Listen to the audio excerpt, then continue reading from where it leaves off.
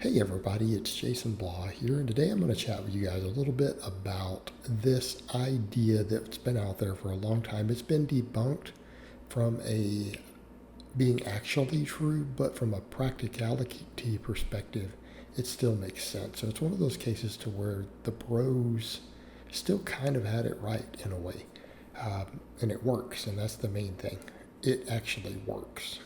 So that was this idea that the 8 to 12 rep range that used to be called the hypertrophy zone, and if you deviated from that, you in theory gained less muscle, and that has of course been debunked with modern science. Right? Studies have looked at this very closely, and we know that that's really not the case. Right? Of course, everything I'm doing here is up kind of in that range in this video, because we know that triples can build max muscle, fives, 20s, all of that stuff can. Right, it's been proven in the lab, and we know it's the case. So why then is it still a good idea to stay pretty close to 10 reps? Well, simply put, it has to do with stimulus to fatigue. Right, how much muscle growth can we activate? For our training time in the gym, still recover from it. Everything else, it actually makes a lot of sense. It's very practical, and it makes sense why guys who, for many years picked that rep range based upon just experience. It just seemed to work really well, right? It has a lower margin for error. That would be the way to describe it. It's a lot easier to just get it right. So again, they just learned through trial and error, and really they weren't far off the mark, because here's what we also find in the studies. If we do enough volume when we go heavier, let's say, 3 to 5 rep range, we can get real big in there, that rep range, if we do a few more sets.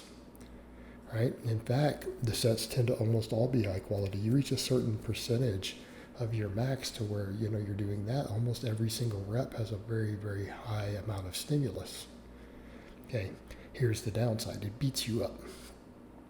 It's not necessarily overall fatigue through the body that we accumulate. It's not that sort of stress. It's not nervous system like a lot of people think.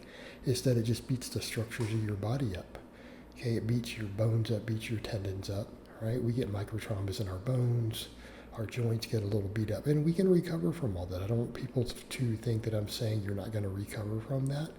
It's just that it's a little harder to recover from. In other words, it does beat you up. You're going to tend to hurt a little more between workouts in certain areas. What do you mean? Things like your joints, your bones, particular bones. Okay. Something I notice if doing, heavy deadlift triples, heavy fives, you do too many sets of that stuff, enough to really stimulate maximum growth, what happens? All those things hurt. Our bones start hurting.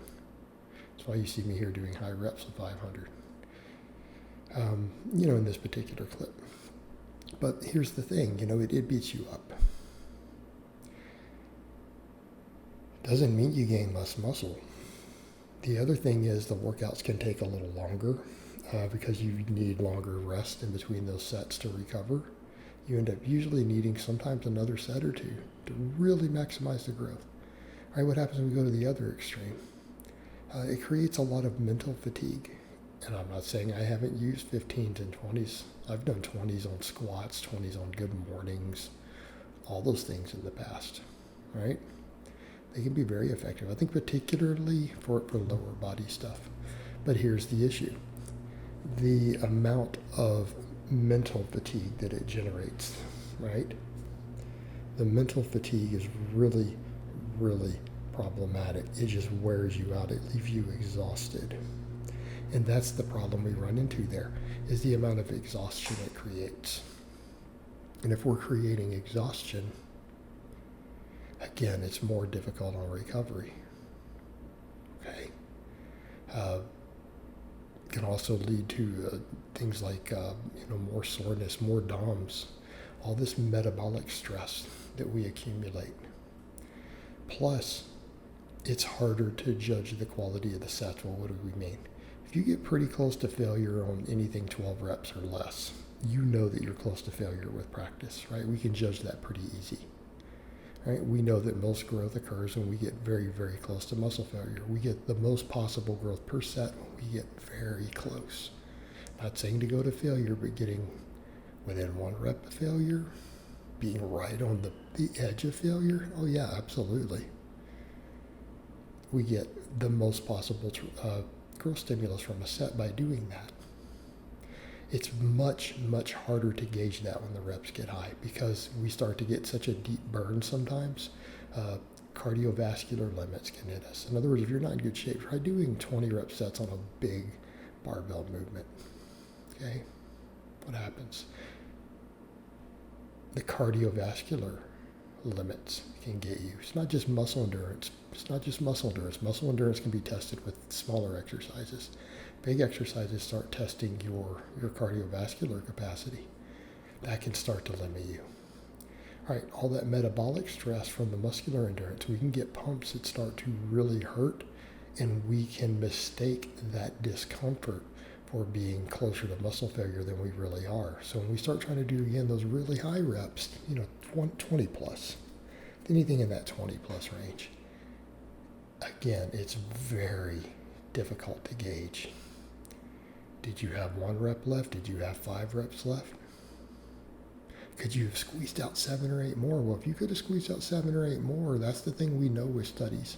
20 rep plus sets don't really stimulate significant muscle growth when they're that far from failure. They just don't. They don't seem to.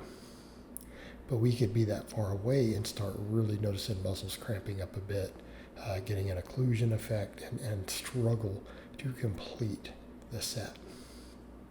Therefore, our margin for error gets much, much higher. Hey, it's far more difficult unless we take those sets to failure.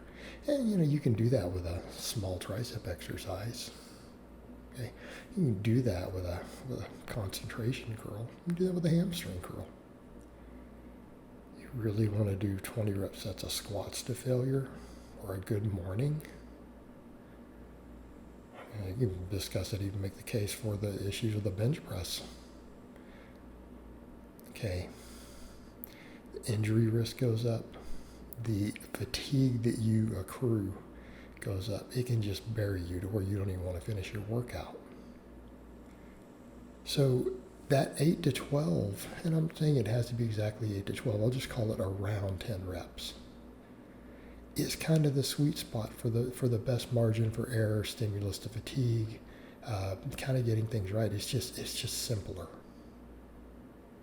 Does it necessarily mean it's better? No, but it makes a lot of sense, and there's certainly a degree of practicality there when you look at it based upon the evidence and research, and then look at those practical factors.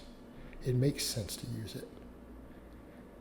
All right, guys, but that's really all I have to say on that today. I hope it's been informative, and I'll talk to you guys next time.